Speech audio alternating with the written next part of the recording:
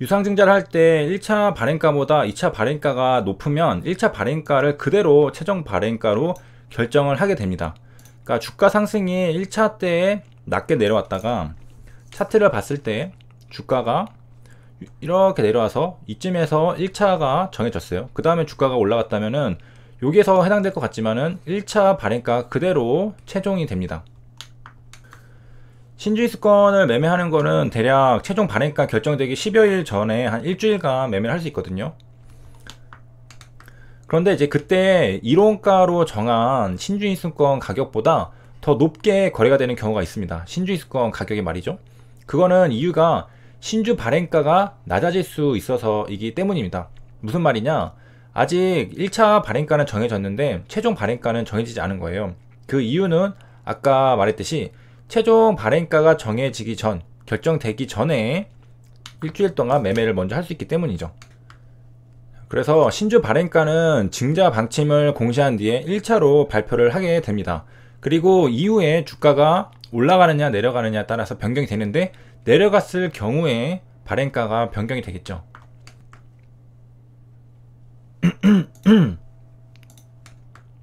(1차) 발행가의 산정이 신주 배정 기준일로 4월 20일로 되어 있습니다. 여기 보면은 신주 배정 기준일 4월 21일에 기산일로 해서 1차 발행가액이 산정이 됩니다. 그리고 2차 발행가는 언제 정해지냐면 신주 청약일이 다가올 때쯤 정해지게 됩니다. 공시를 보면 확정 예정일이 5월 25일로 되어 있는데 청약 예정일이 5월 28일이니까 이거 다가올 때 한 3일 전에 이제 확정을 하게 되죠. 아직은 이제 1차 발행가가 공시가 되진 않았죠. 증자 방침을 공시를 한 상태고 뒤에 이제 1차 발표가 있을 것 같고요. 그리고 2차 발행가를 산정해서 더 낮은 가액으로 최종 발행가를 확정합니다. 발행가가 이제 정해질 때쯤 되면은 눈치 싸움이 되는 거죠. 뭐 대부분 그냥 유상증자 참여하지라고 하시는 분들은 그냥 별 생각 안 하시고 참여를 하실 겁니다.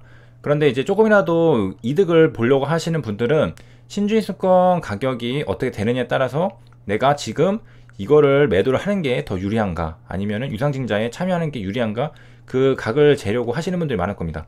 제 유튜브 채널에도 이런 질문들이 많으셨는데요. 신주입수권을 이제 매도하는 게 유리한가, 유상증자에 참여하는 게 유리한가 이제 물으셨는데, 결과적으로 핵심은 앞으로 주가가 오를지 내릴지가 그 핵심이 되게 됩니다.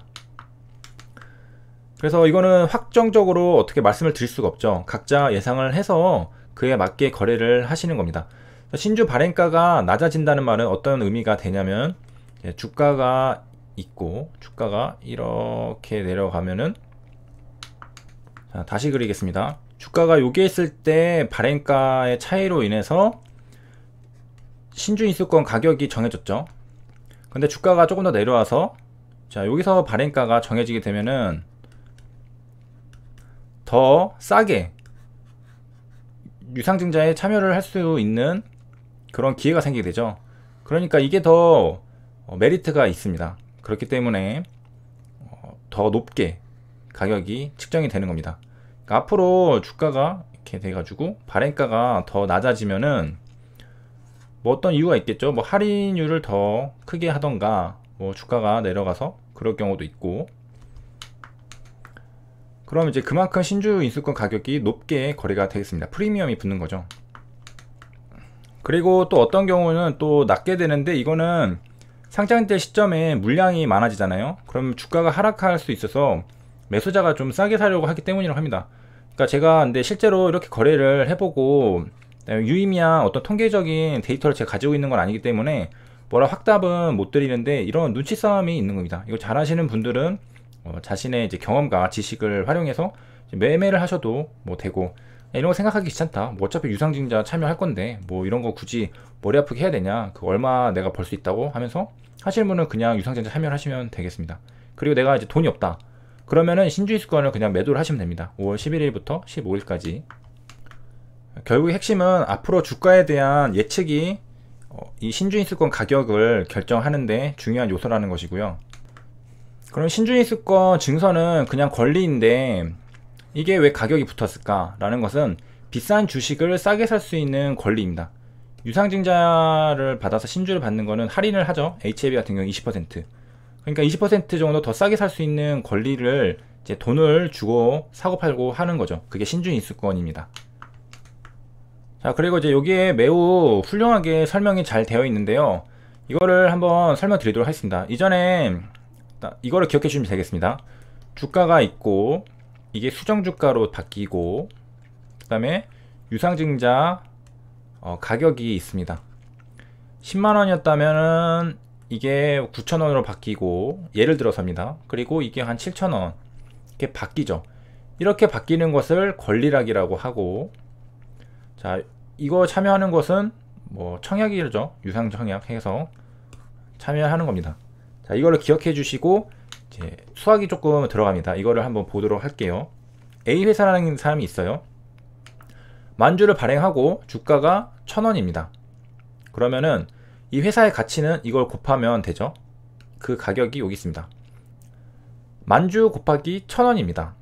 그리고 이 회사가 유상증자를 했어요. 1,000주를 800원 했어요. 그럼 800원 곱하기 1,000주를 하면은 이 회사가 유상증자를 한 다음에 들어오는 총 기업 가치가 되겠죠. 자, 다시 한번 정리하면 만주를 발행하고 주가가 1,000원이다. 원래 기업 가치는 이거였겠죠. 그런데 이제 유상증자를 해서 자본금이 늘어났습니다. 1,000주 곱하기 800원이 돼서 이거 두 개를 합쳐야지 이 기업의 진짜 가치가 되겠죠. 그럼 이거를 1주당 가격으로 계산을 하면은 만주에다가 1,000주가 더해졌으니까 11,000주로 이거를 나눠줘야 되잖아요. 실제로 나누면 어떻게 되냐, 주가가 982원이 됩니다. 이전에 주가는 1,000원이었죠. 근데 1,000원이 982원이 된 겁니다. 100 얼마죠? 계산이 안 되는데 18원 정도가 이제 차이가 나게 된 거죠. 그럼 이거가 뭐냐, 1,000원이 있던 주식이 982원이 됐습니다. 수정 주가 권리락. 그래서 가격이 이렇게 다운이 되는 겁니다. 가격이 다운된 거고, 이거를 보존하려면은 뭐 신주권 증서를 매도하던가 유상증자 참여해서 하면 되겠죠. 그리고 982원으로 떨어졌잖아요. 아까 말했듯이 1000에서 982, 그리고 유상증자는 이제 800원. 그러면 이 사이에 이 갭 있는 차이 182원이 바로 신주 인수권 가치입니다.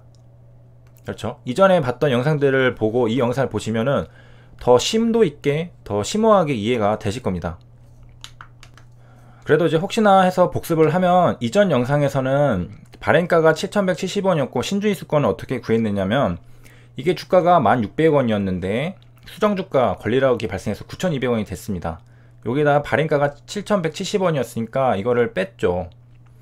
9,200원에서 7,170원을 뺀 2,030원, 요게 차이가 바로 신주인수권 가격이었습니다. 저번 영상들에서는 이렇게 계산을 했죠. 근데 왜 이렇게 계산을 하는지 그 이유를 좀 잘 물론 다 이해하셨겠지만 좀 더 심도 있게 계산을 해본 겁니다. 구체적으로 말이죠. 그래서 한 번 더 반복을 하겠습니다. 원래 이게 좀 헷갈리거든요. 그래서 원래 회사는 만주가 있었고 1,000원이었습니다. 이게 회사 가치죠, 곱한 게. 그런데 여기다가 유상증자 한 것까지 더해야지 이 기업의 진짜 가치가 나오게 되죠. 그래서 1,000주 곱하기 800해서 이거 나왔고, 이거를 1주당으로 보려고 하면 주식수로 나눠야 되잖아요. 근데 이제 만주에다가 1,000주가 유상증자로 더해졌으니까 11,000주로 이 기업 가치를 나눠주면 1주당 982원이 나옵니다. 이전에는 1주당 얼마였냐면은 1,000원이었어요. 근데 유상증자를 한 다음에 1주당은 이제 982원이 된 겁니다.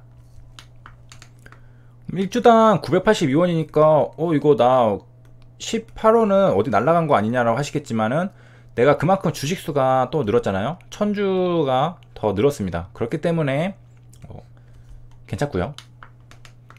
안 괜찮은 이유는 내가 이 1,000주가 늘은 상태가 되는데 이거를 까먹었다는 말은 신주 인수권을 매도를 안 했거나 유상증자를 참여하면 상관없겠죠. 유상증자 참여하면 이걸 내가 그대로 가져가니까 상관이 없는 건데, 내가 신주 인수권, 그러니까 유상증자 참여를 안 했는데, 그리고 권리락은 당했는데, 이게 내가 팔지를 않으면은 이게 없어지는 거예요.